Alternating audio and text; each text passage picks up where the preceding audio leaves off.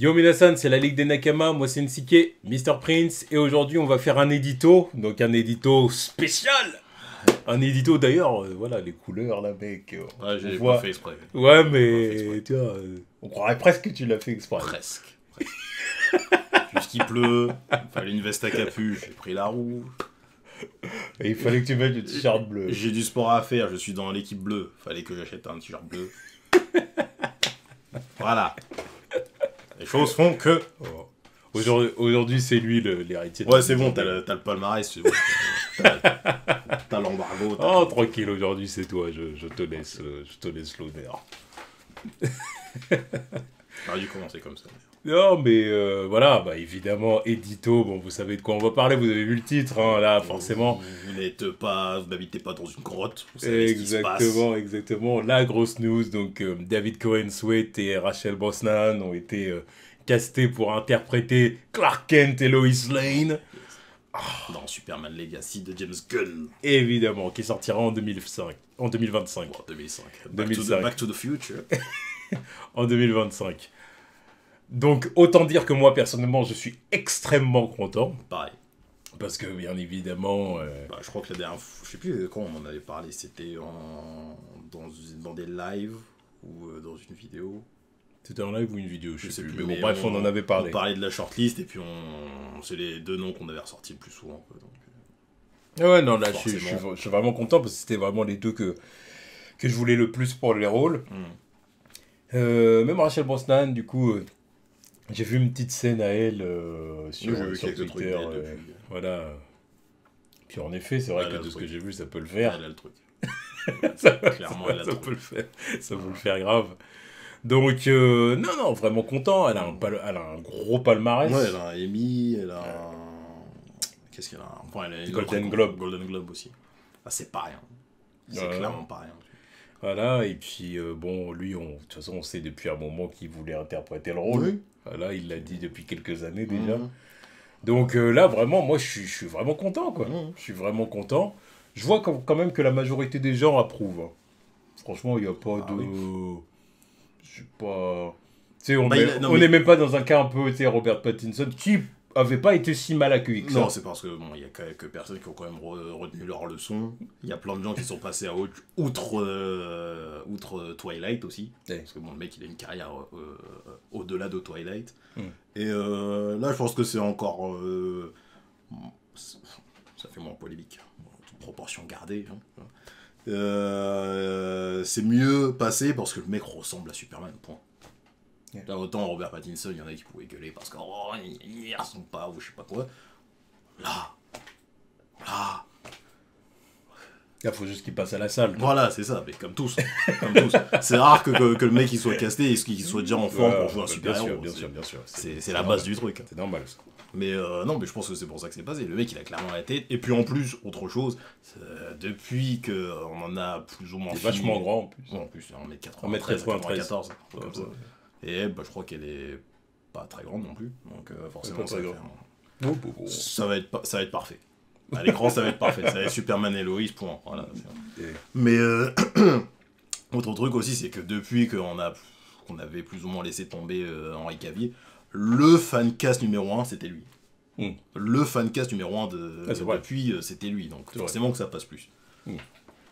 Quand on en parlait, vraiment les fancasts, à chaque fois que je voyais sa tête revenir, avant même qu'on en parle avec James Gunn, je regardais le truc, je voyais le nom sortir, je voyais des mecs qui faisaient des fan-made avec, et je me dis, ah c'est vrai. C'est vrai, forcément, oui, c'est vrai. Bien sûr. Et maintenant, forcément, maintenant que c'est approuvé. Et encore plus quand tu regardes un peu ce qu'il a fait, certaines vidéos. C'est encore pire. À chaque extrait que je vois de lui dans je ne sais quelle série ou quel film, il a l'énergie Clark Kent Superman. C'est pas possible. C'est pas possible, je vois le truc, il me dit, oui, bon, voilà, le mec, il est fait pour. En plus, le mec, il part du rôle depuis 2019. En 2019, il dit, oh, moi, j'aimerais bien jouer le rôle, tous les trucs, edgy, un petit peu badass, ça va, mais j'aimerais partir dans le côté lumineux, inspirant, tout ça. Allez, bam. David, tu vas me sortir un discours inspirant dans Superman Legacy. Fais-le. Je veux. Mec. Je veux ma je vais y arriver. Ma larmichette. Voilà. Je veux ma larmichette. Ça. Faire des... Oh putain, c'est tellement beau! My man! Le GOAT! C'est le GOAT! Non, mais en tout cas, non, vraiment super content. Rien à dire. En tout cas, apparemment, je crois il y avait le délire des auditions, là. Ouais. Lui, il l'avait passé, enfin, de ce que j'ai entendu, ils l'ont passé en costume et en Clark Kent. En Superman et en Clark Kent. Ils ont donné quel costume pour les essais. Je pense que ça devait être celui de Christopher Reeve. Ouais, celui de Christopher Reeve. Comme ils avaient fait avec Henry Cavill. Ouais, je pense qu'ils vont pas forcément faire un costume. Tu vas en acheter un cheap ou un truc qui est encore dans le studio, là, et puis voilà, tu les files. Voilà, fais ton truc. Oui, c'est le truc facile à enfiler, à enlever. Ils vont pas se faire chier à lui mettre costume Man of Steel, là, qui doit être une galère à mettre, je pense. Non, mais comme ça. Mais ils ont passé les auditions. Il y avait le truc où, comme quoi, Emma Mackey l'a passé 2 fois, il me semble. Une fois avec son binôme qui était David Corenswet, justement. Et une autre fois où elle est passée avec tous les acteurs. Tous les acteurs. Donc ce qui faisait qu'il y en a qui croyaient que justement elle était en pole position, alors que non. Pas du tout. Pas du tout. Apparemment, Rachel avait fait une performance incroyable depuis le début. C'était vraiment pour tester l'alchimie entre chacun. Et tu vois, parce que Brosnan ait fait une belle interprétation, c'est bien. Mais maintenant, il faut voir aussi l'alchimie qu'il y a avec les acteurs, surtout si James Gunn il savait que David ça allait sûrement être lui. Je pense que lui, il l'avait déjà validé depuis le début. Il voulait juste voir. Bon, je pense qu'il devait peut-être avoir des doutes avec Emma Mackey. C'est pour ça que Emma Mackey il l'a rappelé pour qu'elle fasse un tour avec les 3 gars, quoi. Puis, bizarre comme ça. Mais au final, je pense que la performance de Rachel lui a fait dire comment elle, c'est sûr. Et David Corenswet, je pense que c'était plus ou moins sûr depuis quelques mois, quelques semaines. Je pense. Et il s'est dit, bon, vas-y, on va quand même... Non, pour être sûr. Voilà, parce que bon, c'est bien d'avoir la gueule, c'est bien d'avoir eu des bons extraits dans certaines séries, mais voyons si ça passe avec la prochaine Lois Lane ou avec un vrai contexte du truc, quoi. Et en costume. Exactement. Donc vraiment content. Maintenant, il faut voir. Maintenant, on va voir quels seront les prochains personnages castés. Il y en a qui parlent de Lex Luthor et Jimmy. Ouais. De ce que j'ai entendu, c'est ce que j'ai vu. Alors, les prochains devraient être Lex Luthor et Jimmy Olsen. Normalement, Lex Luthor, c'est apparemment, de ce que j'ai vu, ça se joue entre Bill et Peter Skarsgård. Ouais, c'est ça. Alexander. Mais en fait, je confonds parce qu'il y a toute une famille Skarsgård. En fait, qui, en plus, le père, c'est le mec qui jouait Professeur Janssen dans Thor. Ah oui, ok. C'est le père de ces 2 gars-là. D'accord. Et il y a le 3e frère, c'est l'autre Floki dans Viking. Ah oui. Ah ouais, non mais la famille. D'accord. La famille épaisse, tu vois. Donc c'est pour ça que je mélange les noms parce qu'ils viennent tous de la même famille, en fait. Donc ouais, c'était Alexander et Bill, je crois. Alexander et Bill, je crois. Ouais. Donc à voir. Ouais, parce qu'en plus, quand j'ai vu leur blaze et tout, j'ai vérifié un peu. Non, j'ai de bons acteurs. De toute façon, la famille, ils sont blindés niveau bons acteurs. Bon, Alexander, il a quand même déjà 46 piges. Alors j'ai dit... Après, le rôle de Lex Luthor. Alors j'ai dit bon. C'est quand même... Tu vois ce que je veux dire, c'est quand même un rôle interprété pendant une dizaine d'années. Lex Luthor, c'est pas n'importe quel ennemi, tu vois ce que je veux dire, il va être là. Ouais, mais c'est pas le rôle le plus physique, c'est Lex Luthor, mec. Oui. En vrai, ça va. En plus, je trouve que ça va bien parce que 46 ans, tu peux croire au délire du milliardaire qui s'est fait tout seul. Comment ça ? Je sais pas, ça va, je trouve la vibe un petit peu plus intéressante avec un mec d'un certain âge, quoi. Le milliardaire qui a construit son truc. Je sais pas, j'y crois un petit peu plus que le milliardaire de 30 piges qui a... ah non, 30 ans, moi je suis d'accord avec toi. Bah, je crois que Bill, il a dans ses eaux-là. Enfin, l'autre frère, il a dans ses eaux-là. Il a 30 ans. Ouais, non, mais c'est pour ça que... Non, mais je suis d'accord avec toi. Donc, en fait, ça va durer. Si tu veux, l'autre, je l'ai trouvé un peu trop jeune, pour le coup. Tu vois ce que dire. Et puis l'autre, je me suis dit, ah lui, par contre, tu vois, je trouve que ça ils ont plus de 15 ans d'écart, tu vois. J'ai dit, il n'y a pas un troisième frère entre vous deux. Non, c'est mort. Un troisième frère qui aurait juste 40 piges. Et puis là, on maintient, on bouge plus. Bon, après, en même temps, ça sera peut-être pas... oui, ça pourrait ne pas être... Voilà. Mais moi, je trouve que 46 ans, ça va, c'est le bon âge. En plus, encore une fois, c'est Lex Luthor, donc ça va. Donc voilà, donc en tout cas, voilà, moi je suis vraiment satisfait. Je suis vraiment très très satisfait. Moi je n'ai rien à dire. Voilà. Bon, après, ceux qui disent qu'il ressemble trop à Henry Cavill et tout ça, allez vous faire foutre. Ça me rend voilà, bien cordialement. Ça me rend dingue d'une force. Non, parce que, attends, si tu veux dire qu'il ressemble à Henry Cavill, c'est pas un problème. Voilà, c'est ce que j'allais dire, parce que allez vous faire foutre, il est un peu trop général. Non. Il y a des gens qui peuvent se dire, il y a une certaine ressemblance. Je précise. Il y a une certaine ressemblance. Je dis pas allez vous faire foutre si vous dites qu'il ressemble à Henry Cavill. Voilà. C'est pas ça que je dis. Voilà. Je dis allez vous faire foutre, je le répète plusieurs fois. Si vous commencez à me dire il ressemble trop à Henry Cavill. Il ressemble trop, ou c'est la version cheap. Voilà, le petit. Voilà. La version Lidl. Voilà. Là par contre, faut bien aller se faire mettre. Là, par contre, c'est bon. Il y en a soupé. Bon. Après, voilà. D'un autre côté, c'est de bonne guerre. Il fallait bien s'y attendre à ce qu'il y ait des.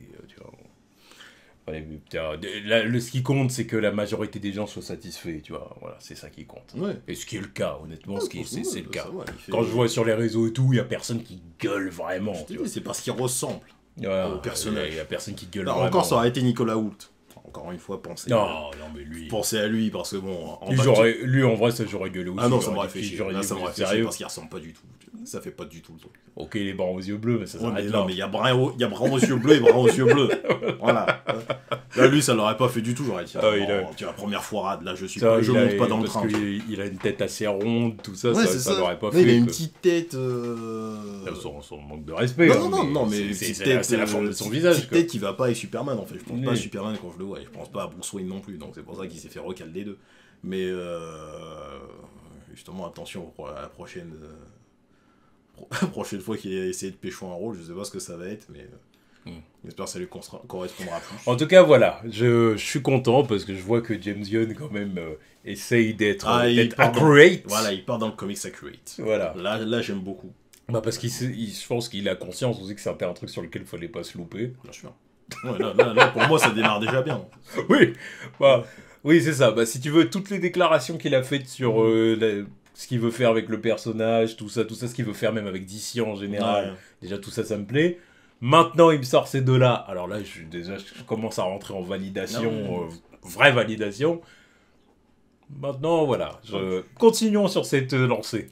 Continuons sur cette lancée. Je sens qu'il y a une vision du truc très... Tu vois qu'il épluche les comics, qu'il veut un truc qui ressemble aux comics. Moi, ça me va. Par pitié. Moi, ça me va. C'est bon. Par pitié. Valide. Par pitié. Moi, ce que je veux, c'est un film Superman. Un film Superman avec Superman. Et avec Lois, et avec tout. Ouais. Superman. Et pas un film qui se veut être limite un what if, tu vois. En quelque sorte, tu vois ce que je veux dire. Non, redonner ses lettres de noblesse au personnage. Tout ce qu'on lui demande, et puis pour l'instant. Et que le film soit bien, évidemment. Bien sûr. Évidemment. Non, mais quand je dis redonner les lettres de noblesse au personnage, je veux pas le faire avec un film éclaté. ou même moyen. Voilà, non, mais putain. De toute façon, le film, faut que ce soit un banger. Redisons les termes. Faut absolument que ce soit un banger. Si c'est juste moyen, je quitte le train. Si c'est juste moyen, si je me dis pas c'est le meilleur film Superman de tout le temps, je pars. La tête d'oeil, je pars. Me parlez pas de la suite. Là, je commence pas l'univers avec un film juste moyen. Ouais, c'est clair. Là, c'est le premier film, c'est pour ça que je lui mets autant. Enfin, c'est pour ça que je sais qu'il a la pression, et c'est pour ça que je rajoute de la pression. Tu commences comme ça. C'est toi qui te charges du projet et tout. Alors, j'ai bien conscience qu'il y a presque un petit côté injuste. Tu vois dans le sens où, si tu veux, James Gunn va faire son film, et si tu veux, on l'attend au tournant, comme on n'attend pas au tournant d'autres réalisateurs, ou comme on n'attendait pas forcément au tournant même Zack Snyder à l'époque, tu vois ce que je veux dire. Zack Snyder avait moins de pression que James Gunn aujourd'hui. Faut le dire, ça, quand même. Zack Snyder, il avait déjà de la pression, Zack Snyder, parce que c'était Superman, mais c'était quand même moins de pression, parce que c'était, si tu veux, le premier reboot depuis Christopher Reeve. C'était le premier reboot. Voilà, parce que Superman Returns, c'était Donnerverse. Voilà. Donc voilà. Alors que là, James Gunn, il y a vraiment un côté...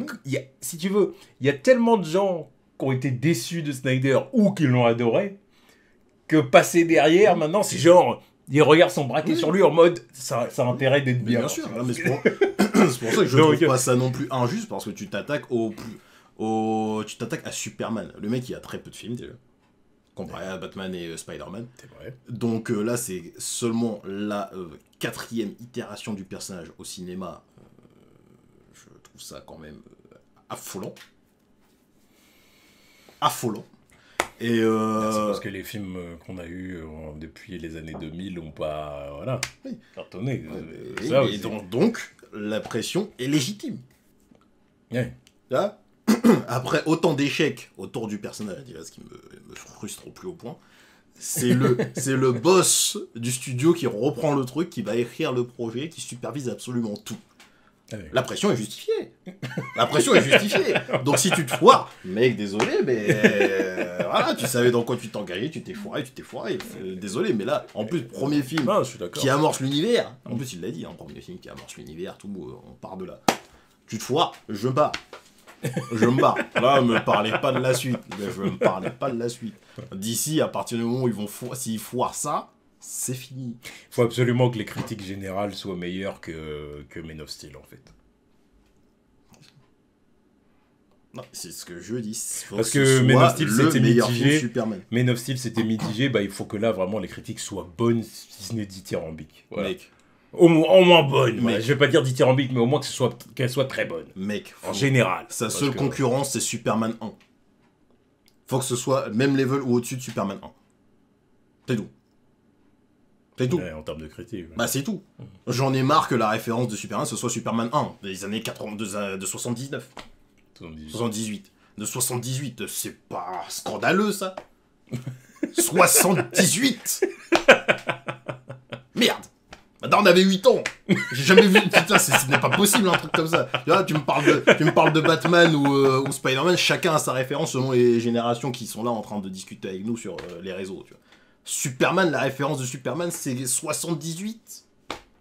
Alors certains vont dire oui, non, moi c'est mon film préféré, c'est Man of Steel. Oui, bah, j'aime beaucoup Man of Steel, mais non, c'est pas la référence. Mais ouais, voilà, le truc c'est que Man of Steel, qu'on ait aimé ou pas, moi j'ai aimé Man of Steel. Aimé. Mais qu'on ait aimé ou pas, c'est un film qui a divisé, ouais, c'est un film qui a pas plu tout le monde, et pour des raisons que je peux comprendre aussi. Bien sûr. Parce qu'il faut le dire aussi. Oui, bien sûr. Donc, mais c'est pas la quintessence du personnage, c'est pas la référence absolue.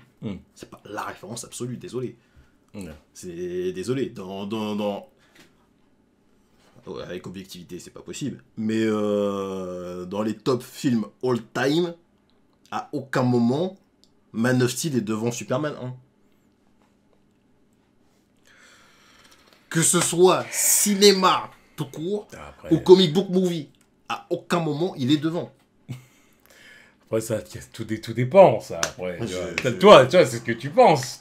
Après, il y en a qui vont dire, moi je suis pas d'accord, pour moi Man of Steel est de loin meilleur. Tu vois, ça encore une fois, oui, c'est pour ça que t'as bien fait de retirer le mot objectivité. Pour le coup. Alors que j'ai adoré le film quand il est sorti, je l'ai vu, revu, tout, les scènes d'action, c'est pas une question de pas l'aimer. C'est pas une question de pas l'aimer, mais c'est une question que oui, de toute façon le film a divisé. Voilà, bon. Et ça change pas le fait que c'est la référence. C'est pas pour rien que dans des conneries comme de Flash, ça nous ressort le cadavre. Désolé, je le dis, parce qu'on se rend pas les couilles de ce film maintenant. On nous ressort le cadavre de Christopher Reeve pour faire un caméo. On n'en serait pas là à devoir titiller ta nostalgie. Pour certains qui n'ont peut-être jamais vu le film d'ailleurs. 78, je le rappelle, 78. Non, mais pour les gens qui l'ont jamais vu. Oui, voilà, justement. On est en train de te titiller. Regarde, nostalgie, Christopher Reeve en caméo. D'ailleurs, ça m'arrive de temps en temps. Enfin, il y a peut-être 3 semaines, j'avais regardé des vidéos de gens qui réagissent pour la première fois à Superman 78. C'est carré. Tout simplement, il y a déjà plein de gens qui n'ont pas vu Man of Steel. Aussi, c'est vrai. Parce que j'en vois dire que c'est le Superman d'une génération. Non, c'est pas vrai. Allez, sors de ta cave. La tête d'homme. Tu parles avec des gens lambda qui s'intéressent pas aux trucs comme nous. Tu leur dis, j'ai déjà discuté avec des collègues, je leur dis, Ben Affleck quand il jouait Batman dans Batman contre Superman, ils me disent vraiment, mais premier degré, il y a eu un Batman contre Superman. Tu vas me dire que c'est le Superman d'une génération. Non, c'est pas le Superman d'une génération. Mais non. Alors que contrairement à certains Spider-Man, c'est des Spider-Man d'une génération. Oui. Les Spider-Man, les Batman, tu vois, chacun peut avoir son préféré. Si tu me dis Tobey Maguire, oui. Voilà. D'accord, c'est le Spider-Man d'une génération. Tu me dis Andrew Garfield, d'accord. Tu me dis Tom Holland, d'accord. Même Andrew Garfield. Ouais, non, mais parce qu'il est entre, il est entre les deux, mais je comprends pourquoi les gens ils peuvent dire, ouais, voilà. Même encore aujourd'hui, des fois, je vois les films et dire, c'est vrai que tu les prends tels qu'ils sont, je comprends. Après, Superman, il a vraiment. En fait, le truc, c'est que Superman, depuis l'ère moderne des comic book movies, depuis 2000, quoi, il a pas eu l'interprétation qui a mis tout le monde d'accord, en fait. Il a pas eu un film marquant. En quelque sorte. Donc, du coup, voilà, et donc du coup, bah forcément, voilà, il est resté un peu derrière, et voilà, quoi. Il y a eu Brandon Routh, il y a eu Henry Cavill, bon, voilà. Mais Brandon Routh, c'est encore pire, parce que... autant avec Henry Cavill, il a fait quelques apparitions, voilà, il a quand même été là, tu vois. Et Brandon Routh... Oui, voilà. Wow. Pour le connaître, il faut être un initié ou avoir vu le film à sa sortie à l'époque. Hein. Vraiment. Donc voilà, donc on espère que David Corenswet sera le Superman de cette génération. Oui, je lui souhaite tout ça. Ce que je lui souhaite. Je lui souhaite ça, et surtout je souhaite ça à Superman. Oui. Histoire que Superman brille enfin, tu vois ce que dire, aux yeux du grand public, et que voilà, et qu'enfin il ait son film, sa saga, ses films crossover, qui est la totale, quoi. Je suis en train de penser, même Tom Welling, c'est plus le Superman d'une génération qu'Henry Cavill. Ça se discute. Ah bah ça se discute. Frère, ça se discute pas, frérot. Ça se discute pas. J'étais en train d'y réfléchir, ça se discute vraiment pas, en vrai. Bon. Là, il y en a qui vont se sentir insultés par ce que t'as dit. Je m'en fous, je les insulte quand même. L'effet nostalgie de Tom Welling, il est toujours présent. Dans 5 ans, 10 ans, il sera plus présent que celui d'Henry Cavill. Je le marque maintenant. Vous ressortez la vidéo dans 10 ans, je m'en bats les couilles.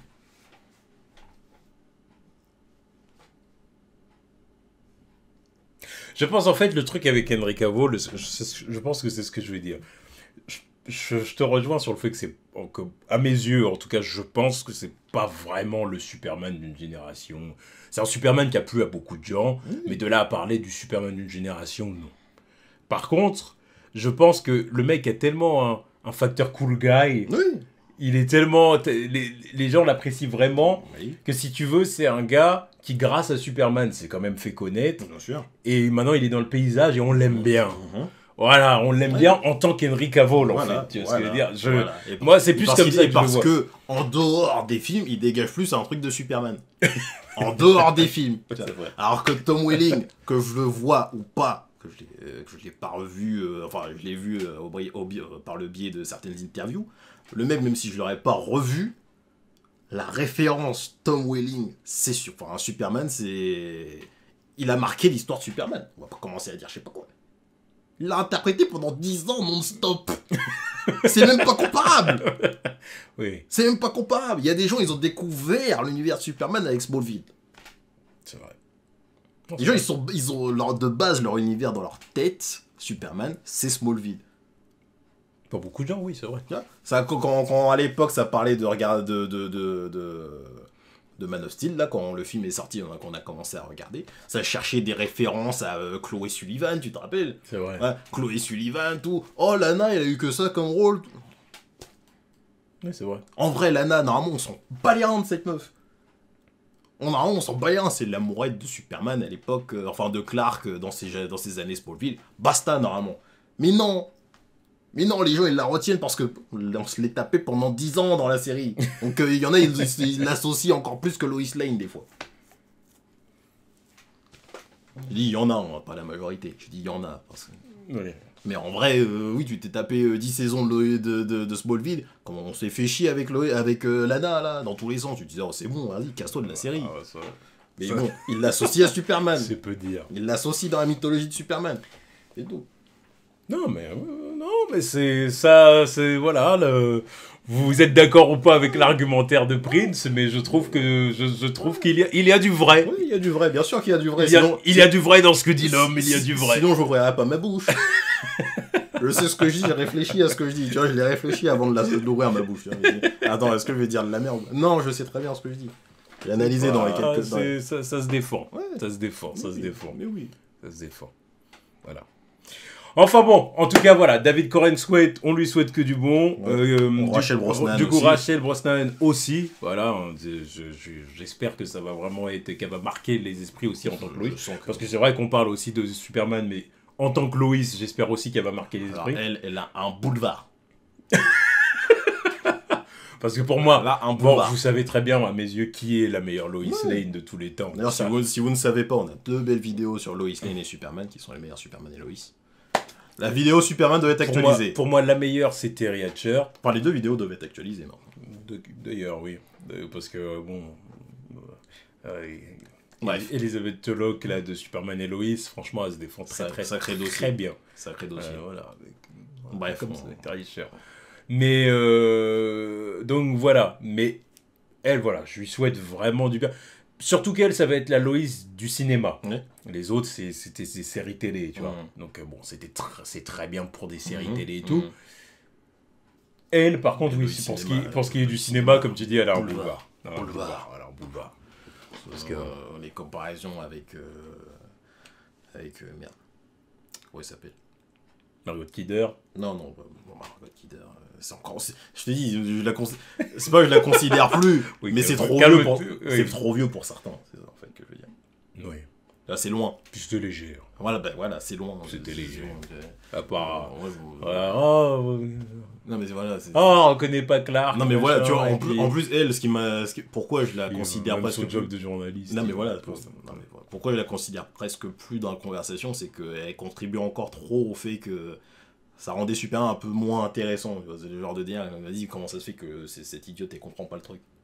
Là, ça a été trop, ils ont trop joué dessus.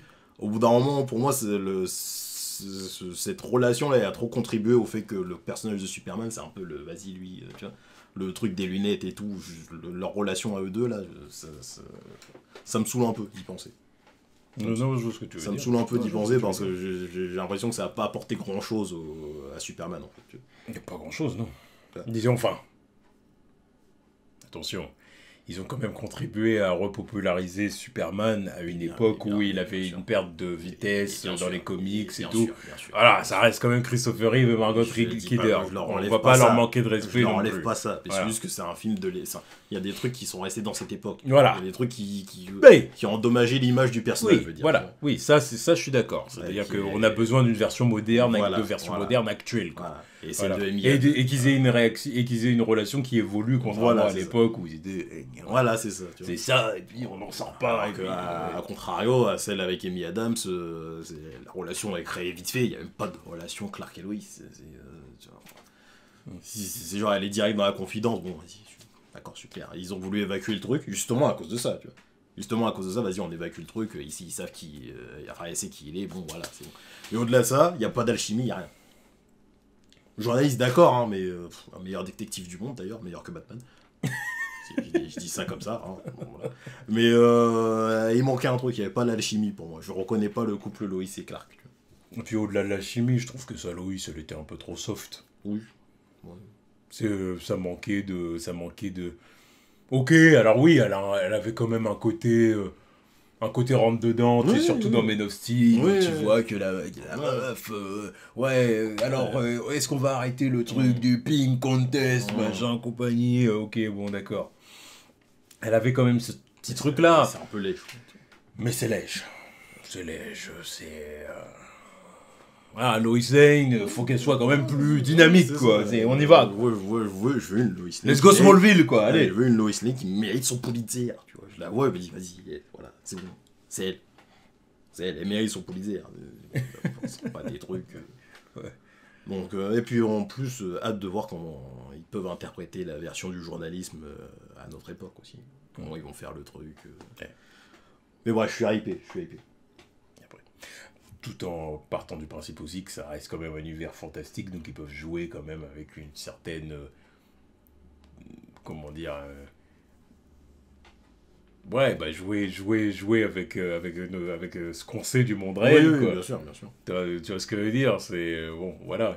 S'ils disent, ouais, dans l'univers d'ici, le Daily Planet, c'est un journal qui marche du feu de Dieu, bon, je l'accepte. Ouais, non, mais dire, bon, voilà, on va pas commencer à rentrer dans ce truc, voilà. non, parce que le journal... Après, ils peuvent quand même apporter une touche de modernité quand même. Oui, non, mais c'est ça que je veux voir. Dire que le Daily Planet, par exemple, il y a beaucoup de trucs qui se passent, je sais pas moi, beaucoup de trucs qui se passent sur Internet, beaucoup de trucs qui se passent. Ils peuvent faire ça, tu vois, ils peuvent clairement faire ça, tu vois ce que je veux dire, parce que c'est sûr que bon, le journal papier, bon. Alors à moins qu'on fasse un truc rétro. Voilà, c'est pour ça, j'attends de voir ce qu'ils vont faire avec ça. Voilà. Mais bon, après, ça reste un univers fantastique. Donc, s'ils passent dans le délire, oui, bah, dans cet univers, les gens, ils lisent encore le journal papier. Je dis, bon, vas-y, fuck, on s'en fout. Tant que visuellement, ça passe bien. Voilà, c'est ça. C'est juste ça l'intérêt. C'est ça. Donc bon, en tout cas, voilà. Dites-nous ce que vous avez pensé des annonces de casting. Ouais. Dites-nous ce que vous attendez pour la suite.